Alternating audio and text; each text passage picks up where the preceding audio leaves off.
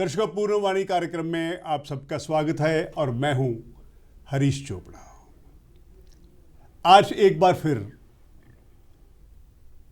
YouTube blogger, writer, counsellor और महिलाओं के जीवन पर कई पुस्तकें लिख चुकी पूरम कालरा जी हमारे स्टूडियो में मौजूद है। मैं पूरम जी का हार्दिक स्वागत करता हूं।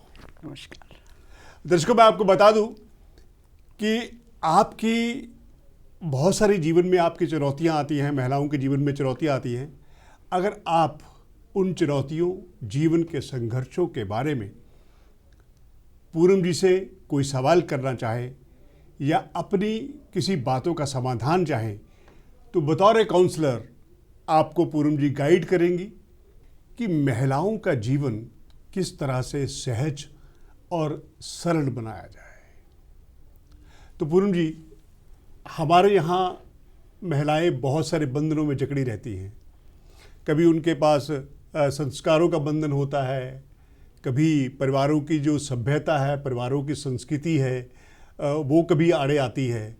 लेकिन आज के दौर में महिलाएं बहुत सारी बाधाएं, बहुत सारी दीवारें पार करके बहुत हर जगह अपना स्थान बना पाई हैं। यानी कि हम ये कह सकते हैं कि ज़मीन से लेकर के आकाश तक आज सबसे बड़ी महत्वपूर्ण उपलब्धि यह है कि लड़ाकू विमान की पायलट भी महिलाएं बन रही हैं, बैंकिंग सेक्टर में भी महिलाएं हैं और व्यवसाय में भी आगे हैं, स्टॉक मार्केट में भी आगे हैं।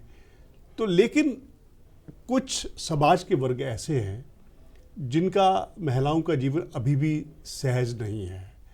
उसे हम ये ऐसे कह सकते हैं कि शायद शिक्षा का अभाव है या बहुत सारे सामाजिक रूढ़िवादियाँ अभी भी कुछ वर्ग में मौजूद है।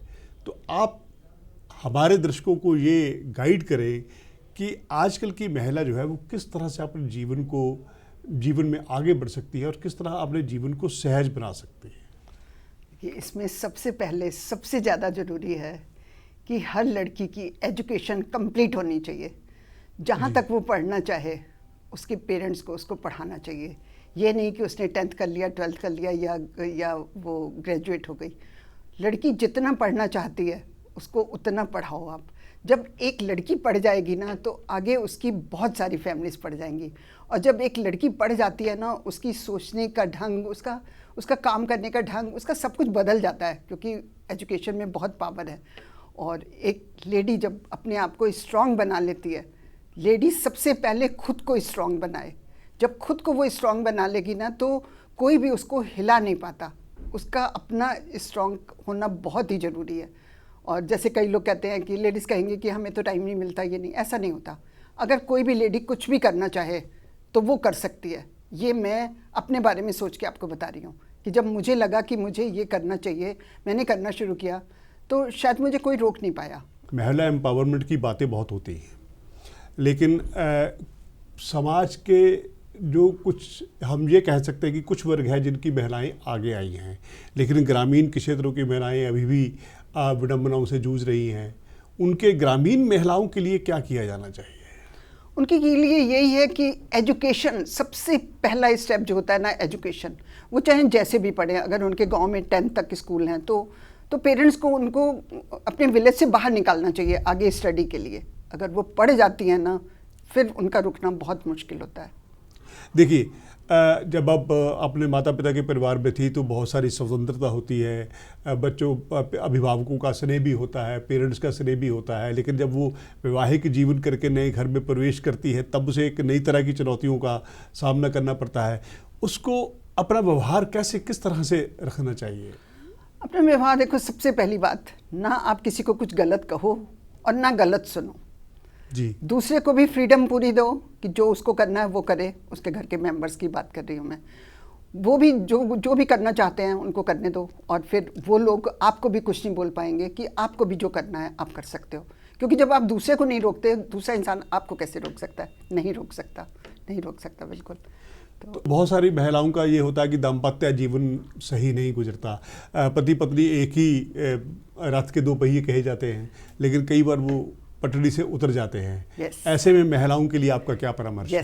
दाम्पत्य जीवन में ऐसा होता है कि अगर आपको अपनी फैमिली, अपने हस्बैंड के साथ ठीक अपना टाइम बिताना है, जो हस्बैंड की कमियां हैं ना, उसको आप मतलब वो सोच लो कि आपने मतलब उसको मान लेना है कि ये कमियां हैं, मुझे इन कमियों के साथ जीना है।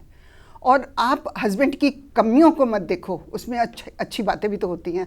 आप उनकी अच्छी बातें देखो कि उनमें कौन सी अच्छी बातें हैं, आपको कभी प्रॉब्लम नहीं होगी। और ऐसे ही हस्बैंड, ये नहीं कि वाइफ ऐसे करे, ऐसे ही हस्बैंड भी अगर उसकी वाइफ में कुछ कमियां हैं तो उसको अडॉप्ट कर ले और उसकी जो अच्छी बातें हैं उसको हमेशा दिमाग में रखे, तो हस्बैंड वाइफ में तो कभी प्रॉब्लम ही नहीं होगी। मैंने कई बार देखा है कि कुछ पेरेंट्स जो है वो बच्चों पर शिक्षा के लिए बहुत ज़्यादा प्रेशराइज करते हैं। आपने देखा होगा कि कोटा में क्या नंबरों की दौड़ में क्या कुछ हो रहा है। Yes. बहुत सारे मतलब जिन लोगों ने अपना जीवन अभी भोगा ही नहीं, वही मतलब सुसाइड कमिट कर रहे हैं। इतना दबाव क्या अच्छा होता है? नहीं, मैं कहती हूँ जब आपका बच्चा अपनी रिपोर्ट बुक लाता है घर में, आपने उस समय उसके कैसे भी मार्क्स हैं, आपने उसको कहना है कि मैं खुश हूँ और मुझे ठीक लग रहा है, तेरे जितने भी मार्क्स हैं मुझे कोई प्रॉब्लम नहीं। आपने उस समय उसको बिल्कुल कुछ नहीं कहना, बिल्कुल कुछ नहीं कहना, और उसे ये बात याद रहेगी। उसके बाद जब टाइम आता है, जब कभी ऐसा टाइम आता है कि आप उसको समझा सकते हो ये कुछ है, तो उसको बाद में समझाओ कि देख बेटा ऐसे मतलब मार्क्स अच्छे आने चाहिए पढ़ाई। आप उसको बाद में समझाओगे, उसको समझ आएगा। क्योंकि जब बच्चे के मार्क्स कम आते हैं ना, वो जब रिपोर्ट कार्ड घर लाता है ना, वो बहुत डर रहा होता है बच्चा कि अभी मैं घर जाऊंगा, मेरी मम्मी डांटेगी, मेरे पापा डांटेंगे कुछ। आप उस समय उसको बिल्कुल कूल कर दीजिए, बिल्कुल कूल कर दीजिए, बिल्कुल उसको कुछ मत कहिए। तो मतलब आप कभी ये मत सोचिए। और एक बात मैं आपको और बताऊँ कि इन्होंने पेरेंट्स की बात की है तो मैं बता रही हूँ कि पहले टाइम क्या होता था कि अगर फादर इंजीनियर है या डॉक्टर है तो वो बच्चे को वो बनाते थे। मैं सारे पेरेंट्स को मैंने हमेशा ये एडवाइस दी है कि आप बच्चे को वो मत बनाओ जो आप बनाना चाहते हो, आप बच्चे को वो बनाओ जो वो बनना चाहता है, वरना उसकी सारी इच्छाएं जो हैं वो दबी रह जाएंगी। वो जो कुछ बनना चाहता था और कुछ और बन गया, उसके दिलो दिमाग में कहीं ना कहीं ये बात रहती है।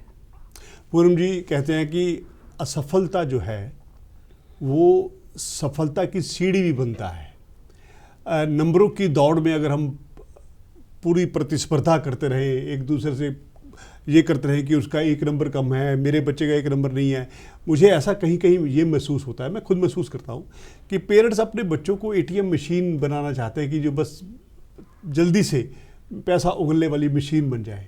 क्या ये एटीट्यूड समाज के लिए घातक नहीं है? जितने बच्चे भी ये वीडियो देख रहे हैं, मैं सब बच्चों को एक मतलब बात कहूँगी, मेन है ये लड़कों के लिए, कि जब आप 25 साल तक होते हो, 25 साल तक आपने सिर्फ अपने पैसे अपनी एजुकेशन पे खर्च करने हैं। आप 25 साल तक कभी मत सोचो कि मुझे पैसे जोड़ने हैं, मुझे ये करना वो करना है। आपने 25 साल तक कोई पैसे नहीं जोड़ने, कोई पैसे नहीं रखने। आपके सारे पैसे आपकी स्टडी में खर्च होने चाहिए, क्योंकि 25 साल में जब आप एक बार स्टैंड कर गए तो आपकी पूरी लाइफ, आपकी लाइफ, आपके पेरेंट्स की लाइफ, आपके बच्चों की लाइफ, बीवी की लाइफ, सबकी लाइफ वहाँ रहेगी। अच्छा, अब मैं महिलाओं से जुड़ा एक सवाल आपसे कर रहा हूँ कि महिलाएं आज हर जीवन में प्रगति कर रहे हैं। आपने भी एक मुकाम हासिल किया, लेखन के ज़रिए अपनी एक पहचान सोसाइटी में स्थापित की। अगर महिलाएं अपनी रुचि के मुताबिक काम करना चाहती हैं तो जीवन में संघर्ष और चुनौतियां तो होती हैं, लेकिन कई बार मुझे लगता है कि महिलाएं बहुत जल्दी उन्हें कुछ आसपास का एनवायरनमेंट भी ऐसा होता है कि हमेशा औरतों को, महिलाओं को मतलब कोई प्रमोट नहीं किया जाता। वो उसको ये छोड़ रहा है, ये क्या काम कर रहे हैं, ये क्या काम करना है, ये क्या काम करना है। कोई शिक्षिका बनना चाहती है, कोई घर में बच्चों को ट्यूशन पढ़ाना चाहती है। तो अक्सर कई बार बहुत सारी बातें होती हैं। इन सब बातों से बचकर कैसे आगे बढ़ा जा सकता है? क्योंकि अगर वो लेडी खुद स्ट्रांग है तो उसको घर का कोई इंसान नहीं रोक सकता। और हर लेडी में कोई ना कोई अच्छी बात होती है। जैसे कोई पढ़ाई में बहुत अच्छा है तो वो ट्यूशन्स ले सकती है, वो टीचिंग लाइन में जा सकती है। और कोई एक्सरसाइज वगैरह जैसे योगा वगैरह होती हैं, योगा करवा सकती है। और आजकल तो कुछ भी नहीं है, अगर तो आप कुछ भी नहीं करना चाहते ना, तो खाना तो सबको बनाना आता है। आजकल टिफ़िन का काम इतना ज़्यादा है, इतना ज़्यादा है, जिसमें आपको कुछ करना नहीं पड़ता, आपको घर में रहना पड़ता है। ज़्यादा से ज़्यादा आप एक कुक रख लोगे और आप घर बैठ कर अर्निंग कर सकते हो। तो लेडी अगर खुद चाहती है ना कि मैं ये करूं, तो बहुत सारे रास्ते हैं। आप अगले कार्यक्रम के लिए हमें आप सबकी प्रतिक्रिया का, आप सबके रिस्पॉन्स का इंतज़ार रहेगा। तब तक पूर्व कालाड़ा जी को बहुत बहुत धन्यवाद। नमस्कार। अगले कार्यक्रम के लिए हम आपसे अलविदा चाहते हैं। धन्यवाद।